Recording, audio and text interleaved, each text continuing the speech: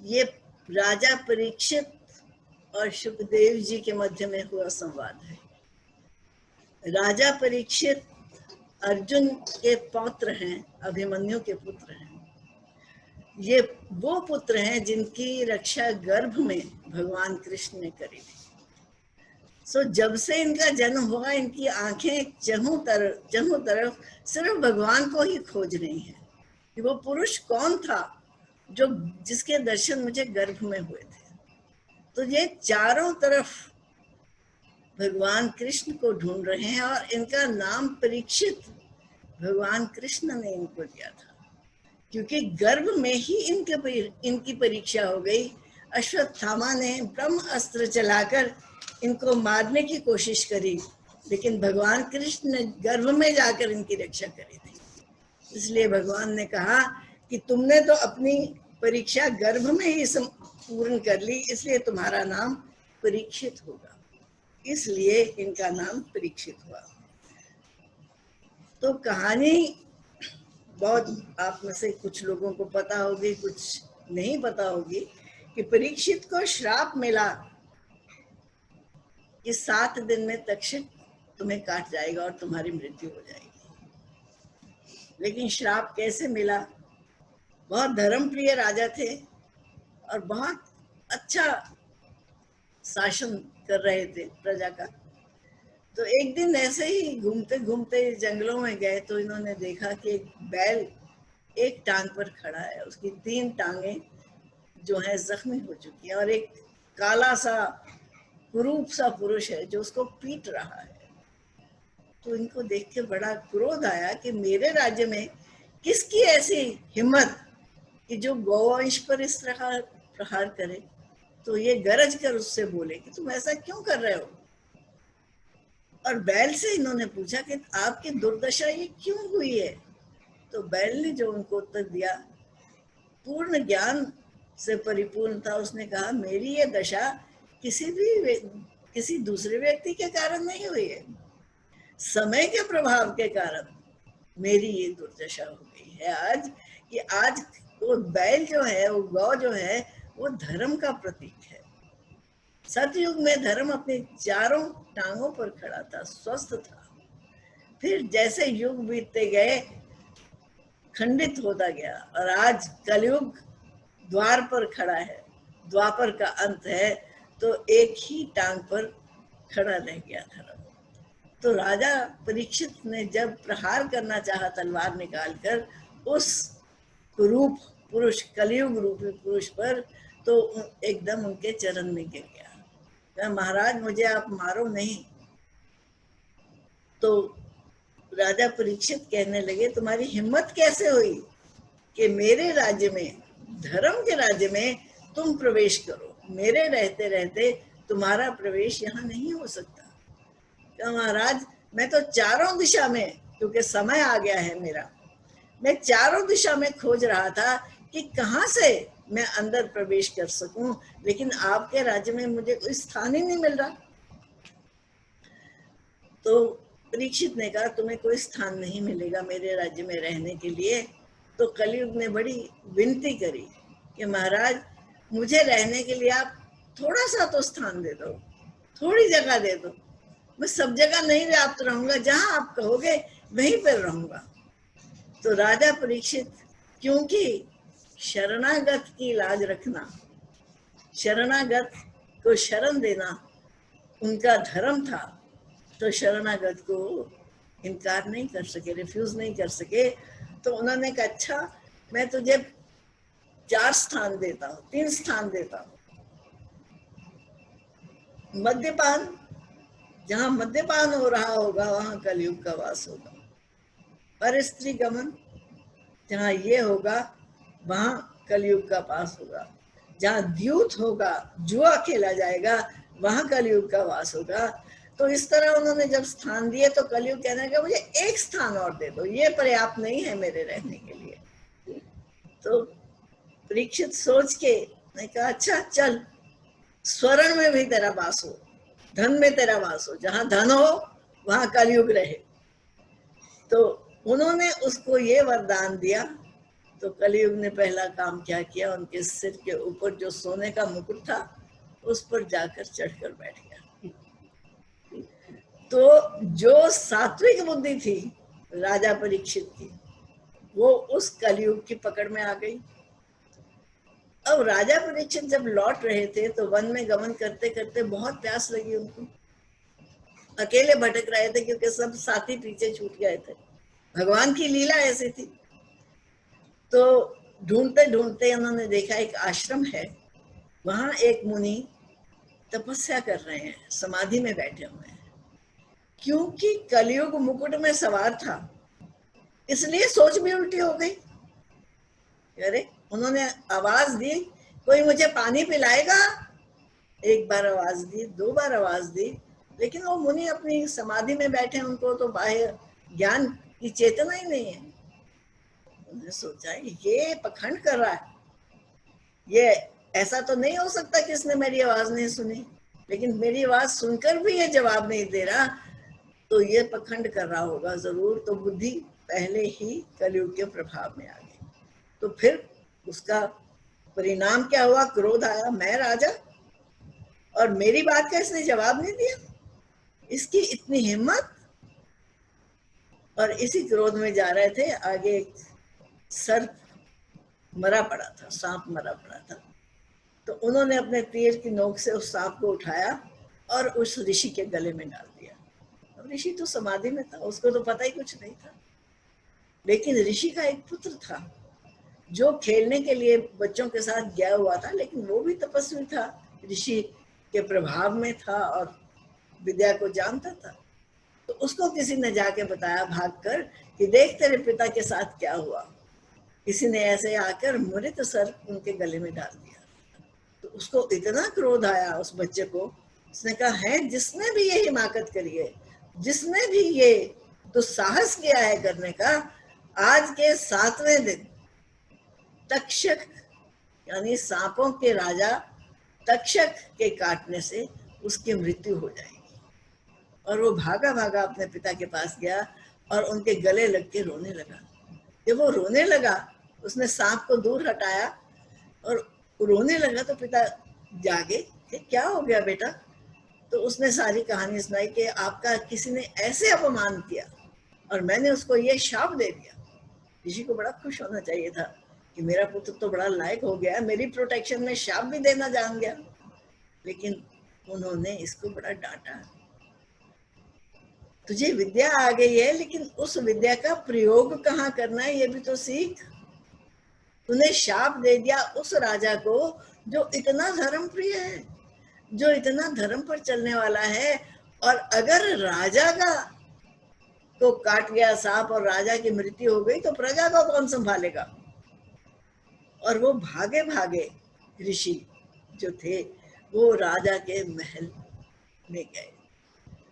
पहरेदार खड़े थे, उन्होंने कहा जी इस वक्त तो महाराज के विश्राम का समय। और जब परीक्षित ने महल में पहुंचकर अपना मुकुट सिर से उतारा, कलयुग सिर से उतरा, तो उनकी सोच जागी, अरे ये मैंने किया क्या? एक ऋषि का ऐसे अपमान कर दिया, ये मेरे से हुआ कैसे?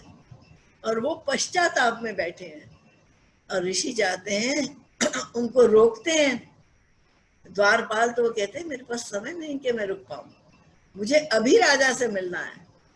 और वो एकदम महल के अंदर चले जाते हैं और राजा उनको देखकर सीधा उनके चरणों में गिर जाता है दंडवत कि महाराज आप मुझे क्षमा करें। कहते हैं महाराज, ऋषि कहते हैं महाराज इतना समय नहीं है कि आप इन औपचारिकताओं में पढ़ो, आप इन फॉर्मेलिटीज में पढ़ो, क्योंकि मेरे पुत्र ने अज्ञानवश आपको ये शाप दे दिया है।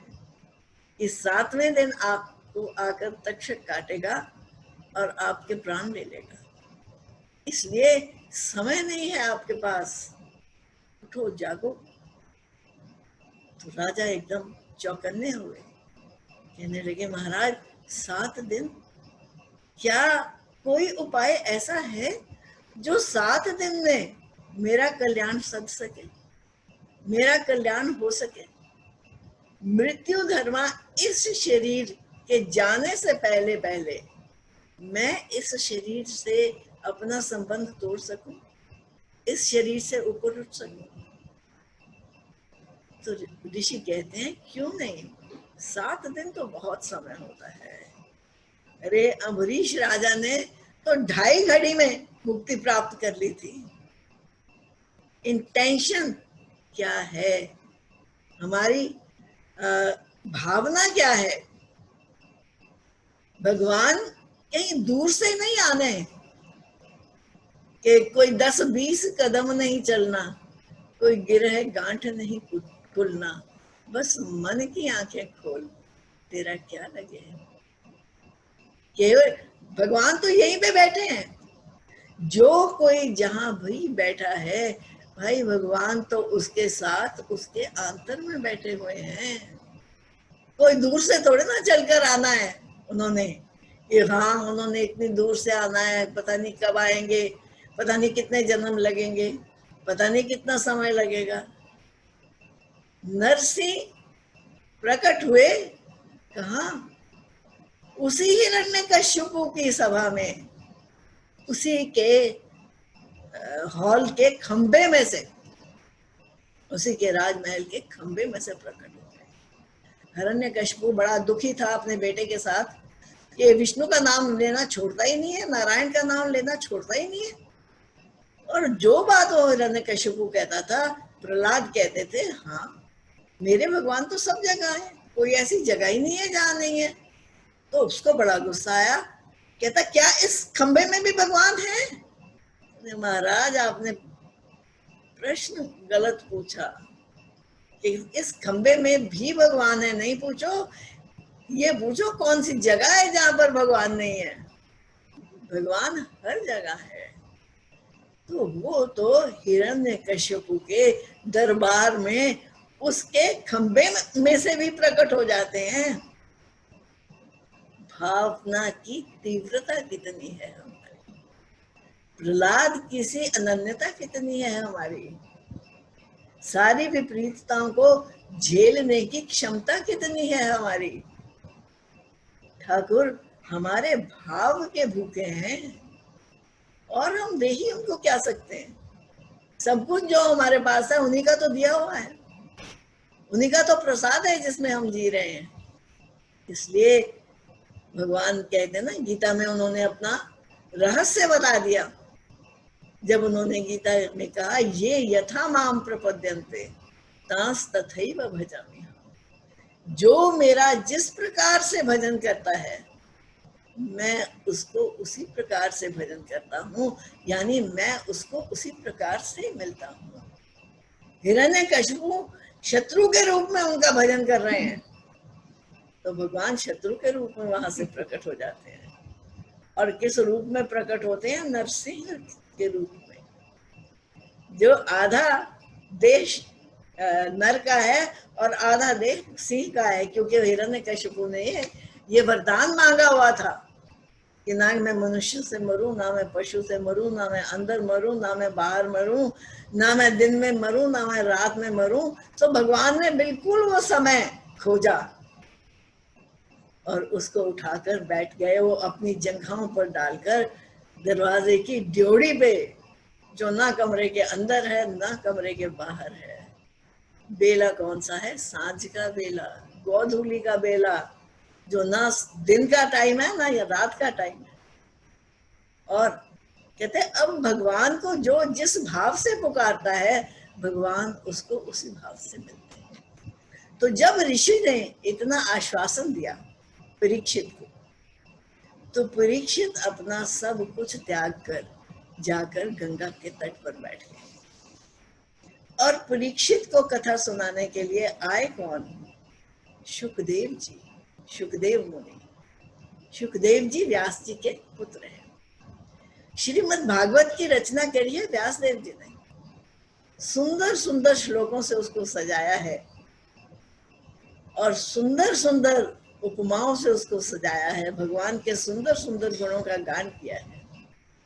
अब भोजन तो बहुत सुंदर बन गया, डिशेस तो बहुत बढ़िया तैयार हो गई, पर उन डिशेस को सर्व करने वाला कोई चाहिए, तो प्रेजेंटेशन भी तो चाहिए उनकी। कोई अच्छी तरह सजा के रखे ताकि खाने वाले का भी दिल खुश हो, खाने वाले की भी भूख जागे और वो उसको खाना चाहे।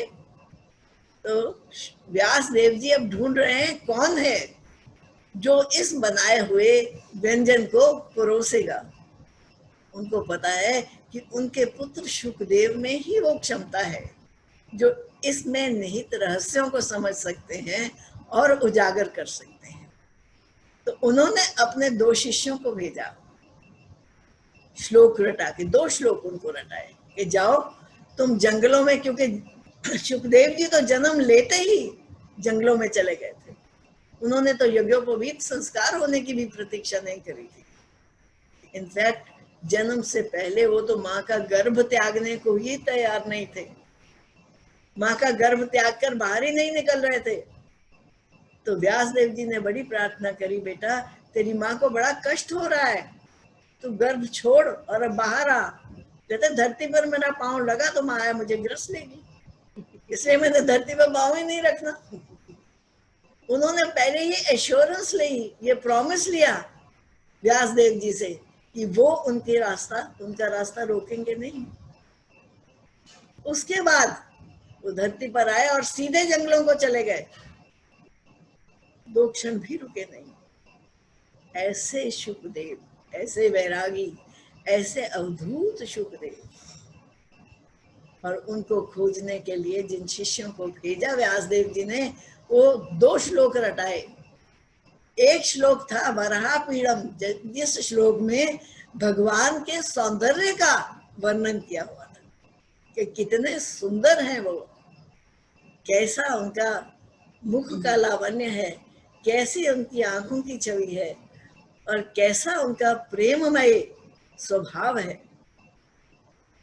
उसको सुनकर शुकदेव जी चले जा रहे थे, ठिठक गए कि कौन, किसका ऐसा अपूर्व चित्रण किया है, वो कौन है, मैं भी उसे देखना चाहता हूँ।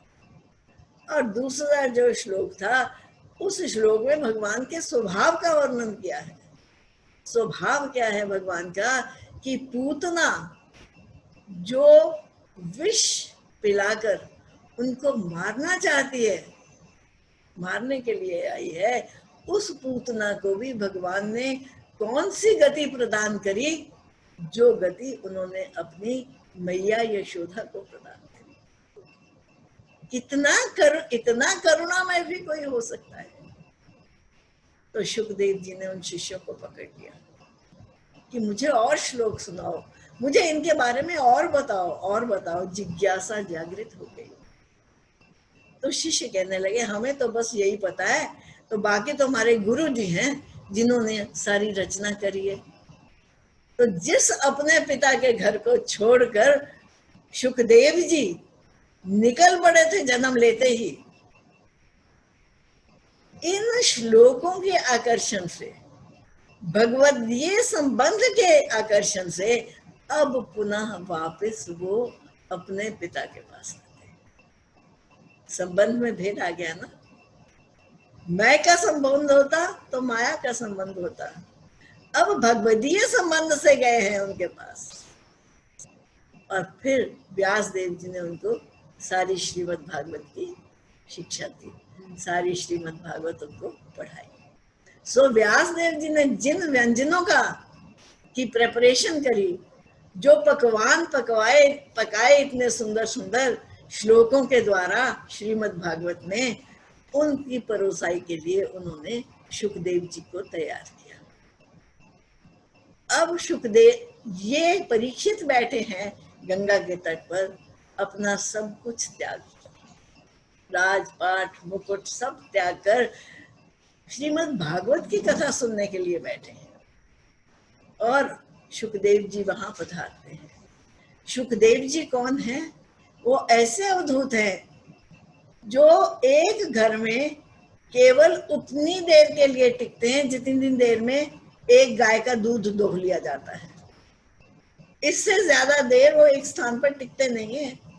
ये शुकदेव जी का स्वभाव है, यानी इतने निसंग हैं, इतने संग का अभाव है वहां पर। लेकिन परीक्षित की जिज्ञासा सुनकर वो भी आसन लगाकर बैठ गए वहां कथा सुनाने के लिए, श्रीमद् भागवत की कथा सुनाने के लिए। जब सारी हलचल हुई सृष्टि में कि अरे यहाँ तो कथा हो रही है, श्रीमद् भागवत की कथा हो रही है, जिस जिसको पता चल रहा था वो भागा आ रहा था। साधु संत, अरे कोई साधारण लोग नहीं, व्यासदेव जी स्वयं, उनके पिता जिन्होंने भागवत की रचना करी, वो आकर वहां बैठे उस भागवत का श्रवण करने के लिए।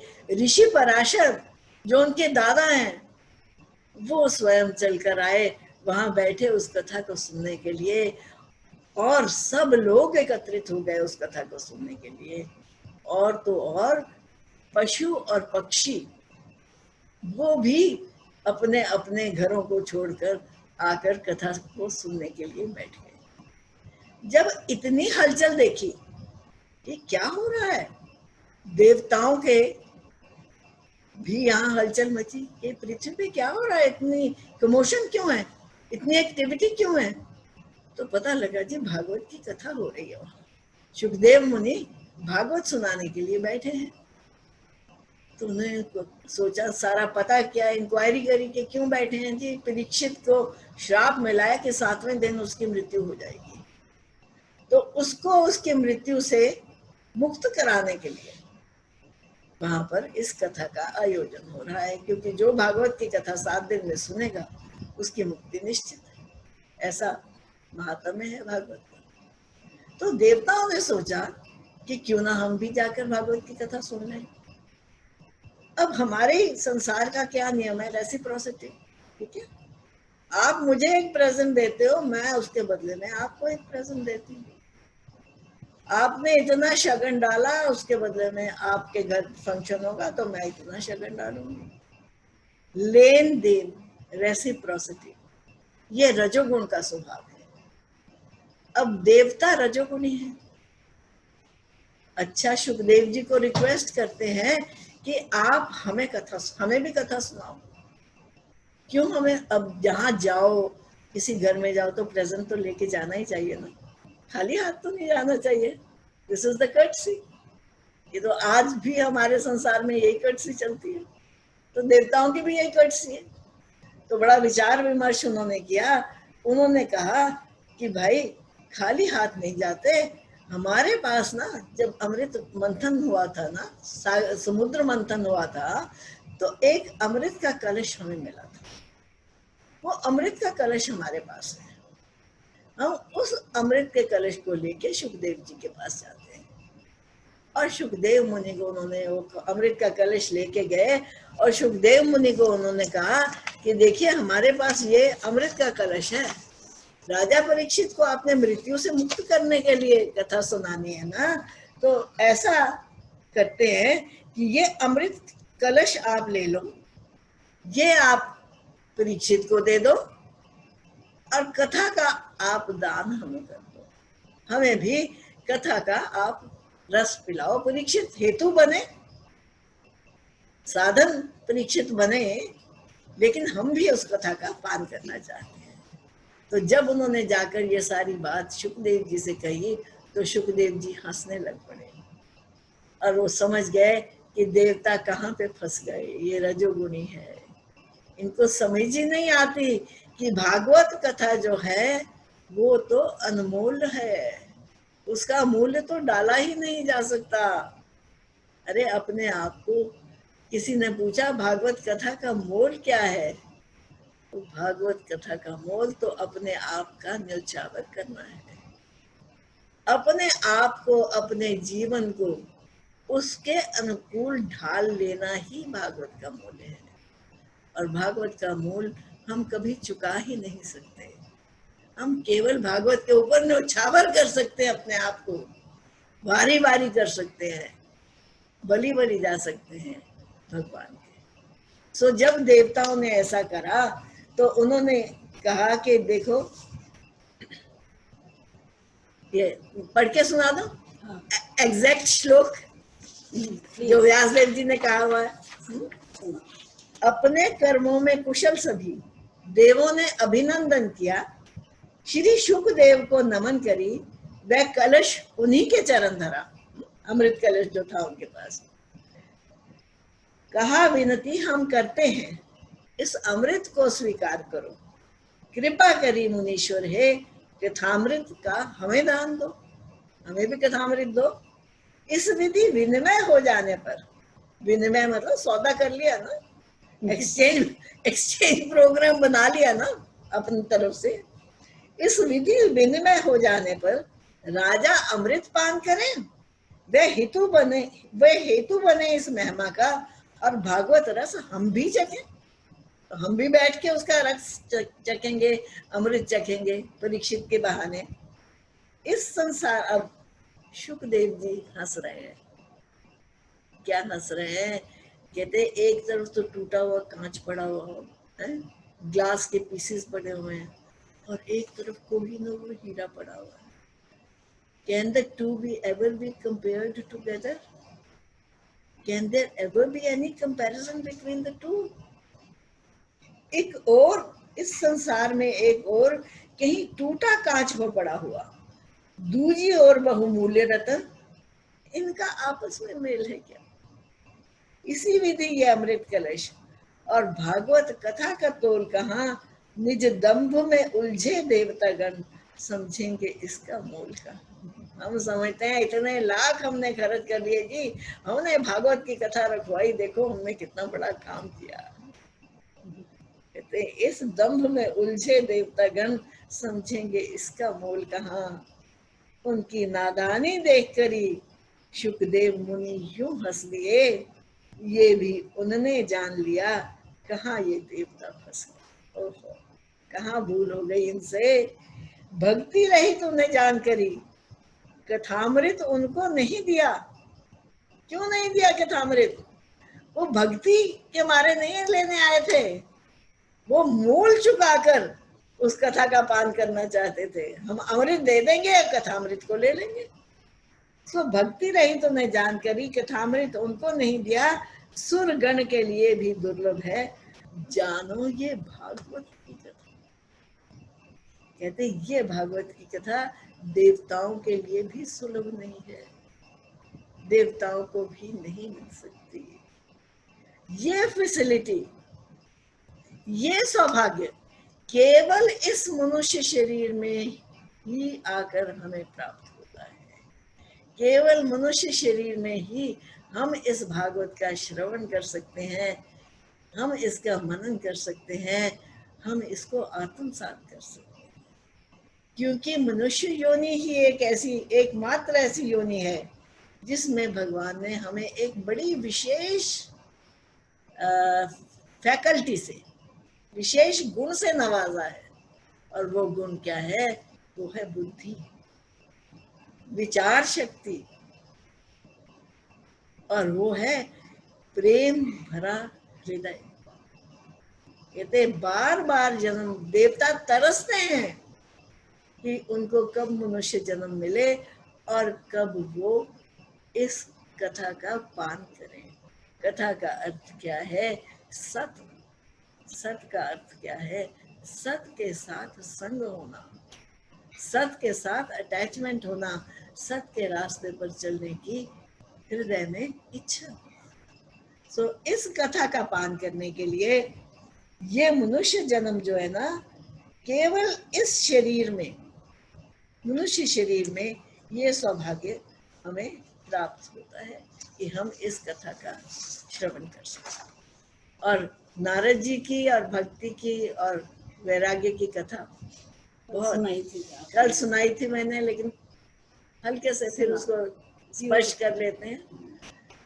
नारद जी सारी धरती का भ्रमण करने के लिए निकले कि मैं बड़ी महिमा सुनी है धरती की, कि बहुत तीर्थ है धरती पर जहाँ पर भगवान ने बार बार अवतार लिया है, बार बार जन्म लिया है। लेकिन बड़े व्यथित होते हैं नारद जी उस धरती पर होते हुए अत्याचारों को देखकर। कलयुग में जो लोगों के स्वभाव हैं, जो झूठ, फरेब और ये सब कलयुग के गुण वहां पर प्रेवलेंट हैं, भ्रमण करते करते नारद जी वृंदावन में पहुंचते हैं। वृंदावन में पहुंचकर उनको बड़े अद्भुत दृश्य के दर्शन होते हैं कि एक बड़ी सुंदर युवती है, वो बैठी हुई है, उसके पीछे सैकड़ों दासियां हैं जो उसकी सेवा कर रही हैं, उसको पंखा कर रही हैं, और उसकी गोद में दो वृद्ध पड़े हुए हैं, उनके सिर रखे हुए हैं, जिनके बाल बिल्कुल श्वेत हो चुके हैं और जो बेहोश है, जिनको होश नहीं है। तो नारद जी उनके पास गए, कहने लगे, हे बाले, तुम कौन हो और यहाँ कैसे पड़ी? तो वो स्त्री, जो युवा स्त्री है, वो अपनी व्यथा नारद जी को सुनाती है कि हे मुनि, मैं भक्ति, मेरा नाम है, मैं भक्ति हूँ, और ये दोनों पुत्र, ये दोनों जो पुरुष मेरी गोद में से रखे हैं, ये दोनों मेरे पुत्र हैं।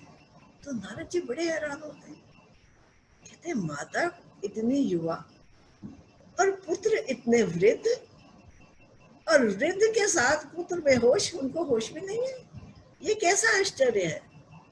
तो भक्ति उन्हें सुनाती हैं कि हम तीनों बड़े मजे से रहते थे सतयुग में, सब लोग हमें पुष्टित करते थे, सबके हृदय में हमारा वास था, भक्ति भी बसती थी, वैराग्य भी बसता था, ज्ञान भी बसता था, और सब वैल्यू करते थे इनको। धीरे धीरे युग परिवर्तन होता गया, धीरे धीरे इनको जो पुष्टि मिलती थी भावों से, वो पुष्टि मिलनी भी खत्म हो गई, और ये क्षीण होते गए, कृश होते गए, कमजोर होते गए। और भक्ति कहती है, मेरी भी यही दशा हो गई थी, हम तीनों इस दशा को प्राप्त हो गए थे, अचेत अवस्था में थे, हमें कोई होश नहीं थी अपनी, लेकिन मेरा जब स्पर्श हुआ वृंदावन के रजकंड से, जब वृंदावन की धरती से मेरा संपर्क हुआ, मेरी युवा अवस्था तो लौट आई भक्ति, लेकिन मेरे पुत्रों की अवस्था अभी नहीं लौटी, अभी ये बेहोशी में ही पड़े हैं। तो हे नारद जी, आप तो इतने सिद्ध हो, आप तो भगवान के अपने पार्षद हो, आप मेरी मदद करो, आप मेरे इन पुत्रों को जागृत करो। तो नारद जी कहते हैं, हाँ जरूर, जरूर जागृत होंगे, मैं आपको वचन देता हूं कि मैं आपके पुत्रों की सहायता करूंगा। और नारद जी आकर उनके कान में खूब वेदों का पाठ करते हैं, उपनिषदों का पाठ करते हैं, गीता का पाठ करते हैं। अब वो पाठ करते हैं, इनके कानों तक ध्वनि तो पहुंचती है, थोड़ी हिलजुल तो होती है, थोड़ी देर के लिए आंखें भी खुलती हैं, लेकिन आंखें खुल के फिर बंद हो जाती हैं, फिर उसी बेहोशी की हालत में पहुंच जाते हैं। नारद जी बड़े हताश होते हैं, अरे ये क्या बात है कि इनको होश आ ही नहीं रही है। तो नारद जी कहते हैं कि मैं कोई ना कोई उपाय जरूर ढूंढ के लाऊंगा, और वो उपाय ढूंढने के लिए बद्रिक आश्रम की तरफ चल पड़ते हैं, और सोचते जाते हैं कि कौन सा उपाय हो जिससे भक्ति और ज्ञान और वैराग्य तीनों एक साथ पुष्टित हो, तीनों एक साथ बल प्राप्त करें। तो इनको भगवान से प्रार्थना करते हैं कि हे भगवान, आप ही मुझे बताओ कोई रास्ता, मैं तो वचन दे के आया हूं कि मैं इनको जरूर जागृत करूंगा।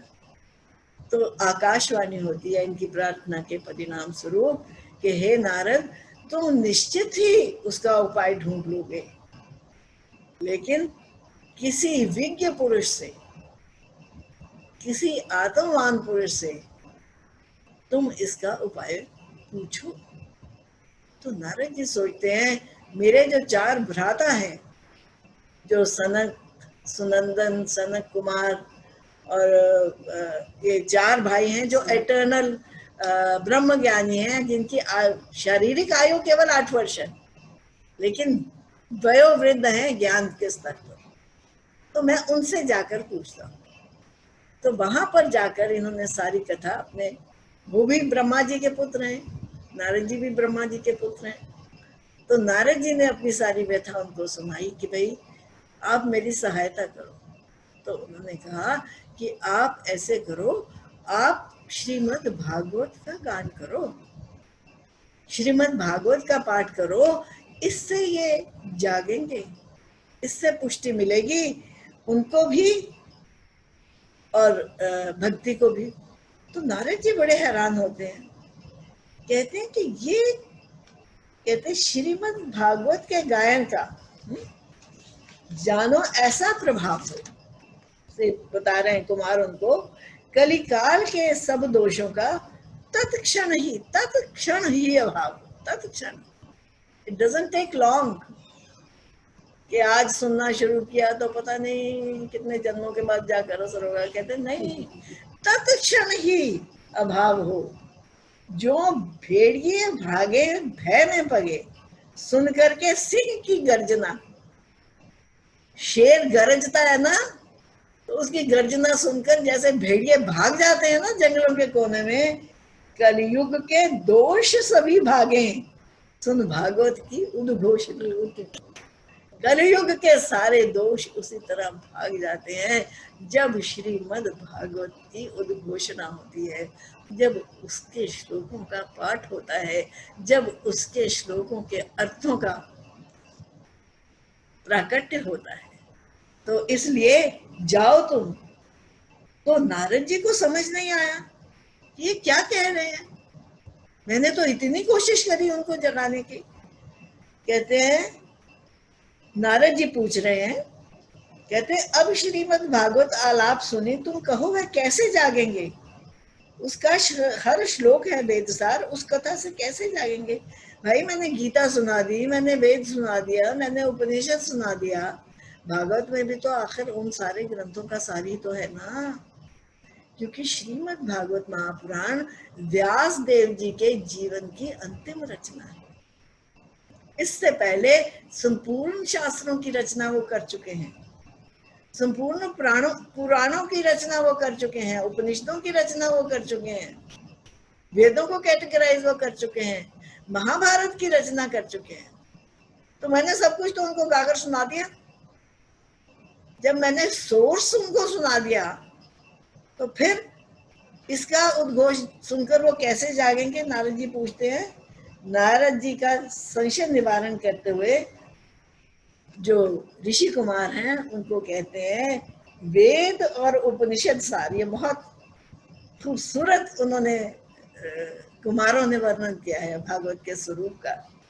वेद और उपनिषद सार लिए है रसवंती भागवत कथा। रसवंती, रस से भरी हुई है, शुष्क ज्ञान नहीं है। रसवंती भागवत कथा, ये फल स्वरूप उनसे है अलग। यही है इसकी उत्तमता। इसकी उत्तमता क्या है, ये उन सब का सार होते हुए भी उन सब से अलग है। कैसे अलग है भाई, एक वृक्ष है आम का, उस वृक्ष की छाल में, उस वृक्ष के पत्तों में, उस वृक्ष की टहनियों में रस समाया हुआ है ना। वो ही सैप, वो ही रस वृक्ष के कण कण में समाया हुआ है। लेकिन क्या हम उस रस को टेस्ट कर सकते हैं? पत्ता तोड़ के खाएं तो हमें स्वाद आ सकता है, छाल तोड़कर खाएं तो हमें स्वाद आ सकता है। वो ही रस जब पककर आम के रूप में प्रकट हो जाता है तो उसकी मिठास इतनी मधुर होती है, इतनी मधुर होती है कि देवताओं को भी वो अर्पित किया जाता है। देवता भी उसे खाने के लिए लालायित रहते हैं। सो वृक्ष रूप, वो सब ग्रंथ तो वृक्ष रूप हैं, लेकिन उन सब पर लगा हुआ फल रूपी जो मिठास है, वो सैप मीठा कब होता है, जब फल की शेप में आता है। ये भागवत वो फल है जो उन वृक्षों के फल स्वरूप हमें मिला है। दूध है, दूध में घृत निहित है, लेकिन क्या हम देख सकते हैं उस घृत को? क्या हम चख सकते हैं उस घृत को उस दूध में? नहीं चख सकते। उस दूध को जमाना पड़ता है, गर्म करना पड़ता है, फिर जमाना पड़ता है, फिर बिलोना पड़ता है, बिलो के मक्खन निकालना पड़ता है, फिर मक्खन को जब अग्नि पर तपाया जाता है तो जब घृत का रूप धरता है तो देवता भी लालायित रहती हैं उस घृत की आहुति को पाने के लिए। इसी प्रकार ये भागवत की कथा है जिसमें सारा रस सार निहित रूप में प्रकट है। ये जो भागवत का हमें भगवान ने सौभाग्य दिया है, भागवत का श्रवण का ये कोई साधारण बात नहीं है। और महाराज जी कहा करते हैं कि भागवत का ये आपके हृदय में शुभ संकल्प भी उत्पन्न हुआ कि हमने भागवत का श्रवण करना है, तो समझो भगवान की बहुत बड़ी कृपा हुई है। ये भागवत कृपा है जिसके परिणाम स्वरूप ये सत संकल्प हमारे हृदय में जागा है कि हम इसका श्रवण करेंगे।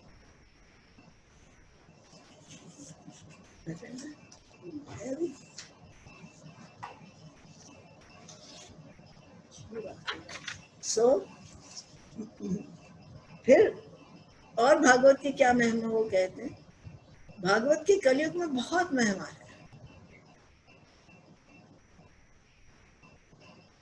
11वें स्कंद में जब उद्धव जी भगवान के बहुत प्रेमी और बहुत निकट सखा थे, जैसे अर्जुन भगवान के प्रेमी और सखा थे, भगवान ने जीवन में केवल 2 जगह ज्ञान दिया है। एक जगह अर्जुन को युद्ध क्षेत्र में ज्ञान दिया है, गीता का ज्ञान, और दूसरी जगह उन्होंने एकादश स्कंद में उद्धव को ज्ञान दिया है। तो उद्धव बहुत ज्ञानी भी थे, बृहस्पति के शिष्य थे और बहुत प्रेम करते थे। उनके जीवन का एक ही उद्देश्य था कि भगवान कृष्ण की सेवा करनी है। जब प्रभास क्षेत्र में सब गए, यदुकुल में अपने झगड़े थे, जो कुछ भी था, तो भगवान कृष्ण के इतने निकट थे ये, उनको देखकर इनके हृदय में ये भाव उठा कि ये ठीक नहीं है कुछ कहानी। ये भगवान आप क्या सोच रहे हो? आप अपनी लीला का संवरण करना चाह रहे हो, अपनी लीला को समेटना चाह रहे हो? भगवान कहते हैं हाँ उद्धव, तुमने ठीक समझा, मैं ऐसा ही करना चाहता हूँ, क्योंकि अब मेरा सारा पर्पस पूरा हो गया। जिस कारण से मैंने ये अवतार लिया था, धरती पर आया था, वो सब काम हो गए मेरे। अब मैं वापस जाऊंगा अपने धाम को। तो उद्धव जी कहते भगवान आप कैसी बात करते हो, द्वार पे तो कलयुग खड़ा हुआ, अब कलयुग का जब प्रवेश हो जाएगा और आप भी यहाँ पर नहीं होगे तो आपके भक्त कहाँ पर जाएंगे? वो किसके आश्रय जिएंगे? वो किसके सहारे जिएंगे?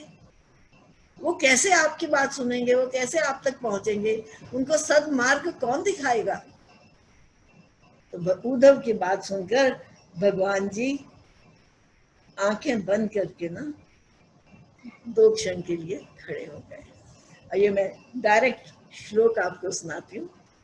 प्रभास क्षेत्र में उद्धव के वचन सुनी हरि ने सोचा, निज भक्तन के अवलंबन को उपाय कौन उत्तम होगा। भगवान ने सोचा कि वाकई भक्तों को कौन सा आसरा मिलेगा कलयुग में। तब उनने श्रीमद् भागवत में निज शक्ति का तिरुभाव किया। उन्होंने अपनी सारी शक्ति को श्रीमद् भागवत में भर दिया। तब उन्होंने श्रीमद् भागवत में निज शक्ति का तिरुभाव किया।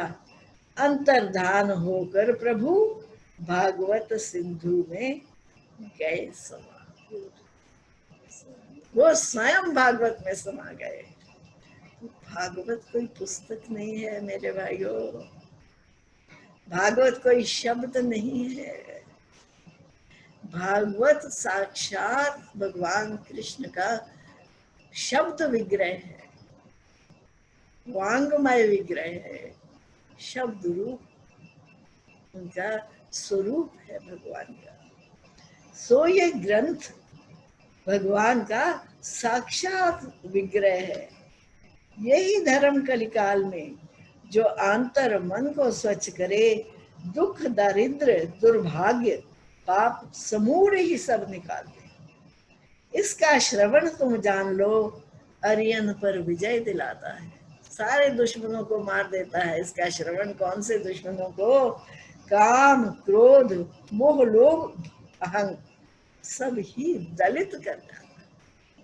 तो सारे इन अरियों को ये दलित कर जाता है, ये हरा देता है, पछाड़ देता है। जो अपने इन अरियों को दूर करना चाहता हो, वो भागवत के श्रवण के लिए आ जाए, वो भागवत का श्रवण करे।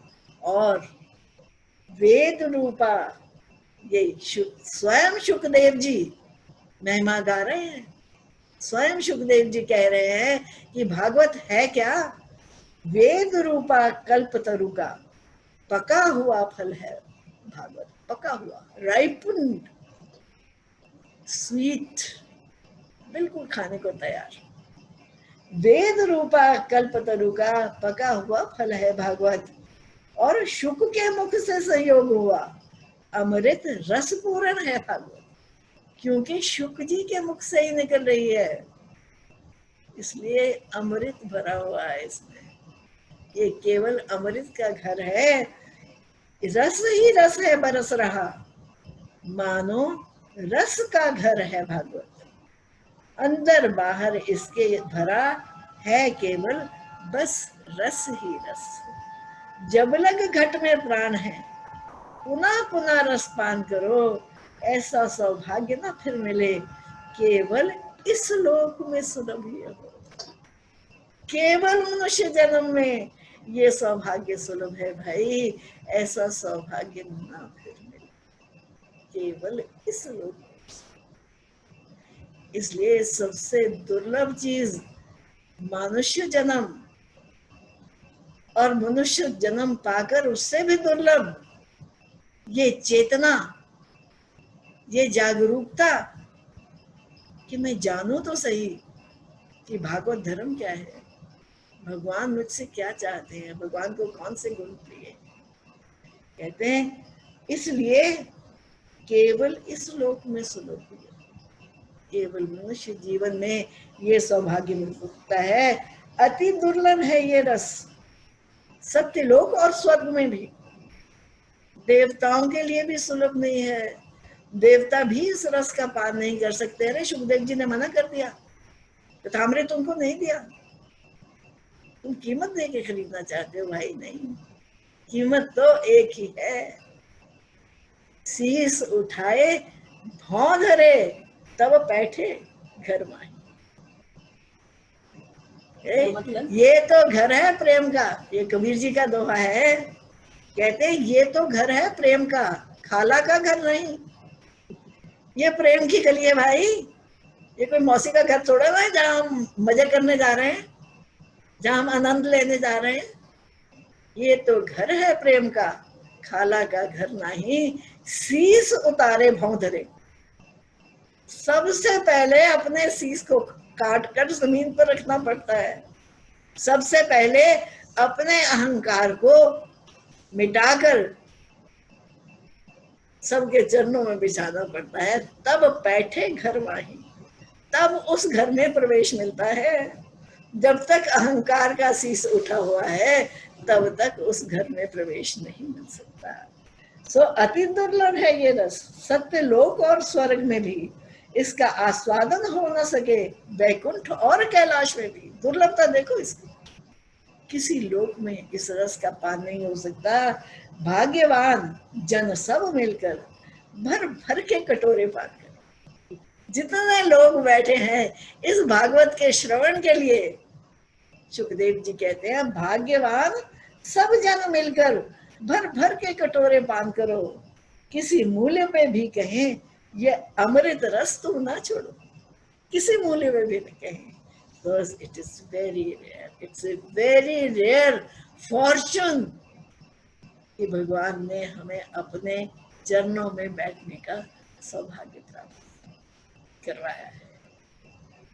So, इस श्रीमद् भागवत जो भगवान का साक्षात विग्रह स्वयं है, इसके साथ संपर्क, इसका श्रवण, इसका गायन, इसका कीर्तन, ये वैसी ही भगवान की सेवा है जैसे कि भगवान के साक्षात विग्रह की सेवा है। तो इस भागवत के श्रवण के लिए हम एकत्रित हुए हैं।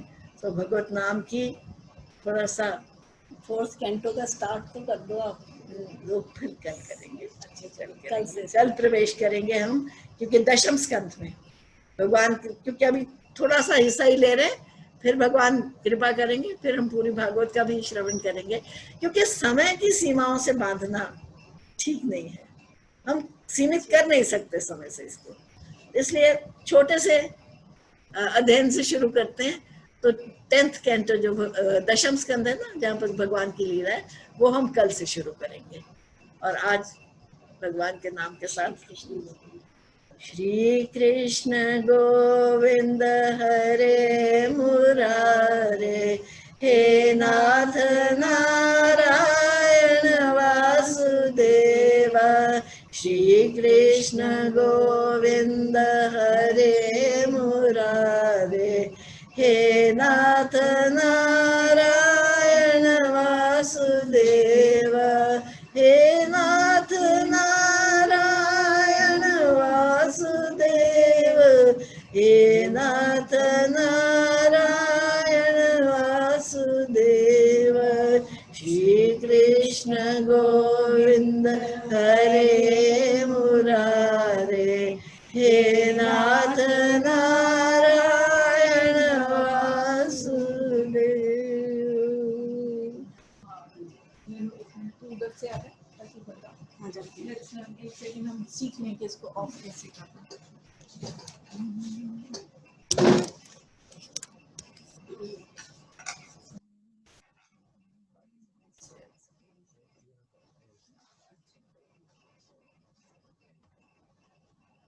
End meeting for all.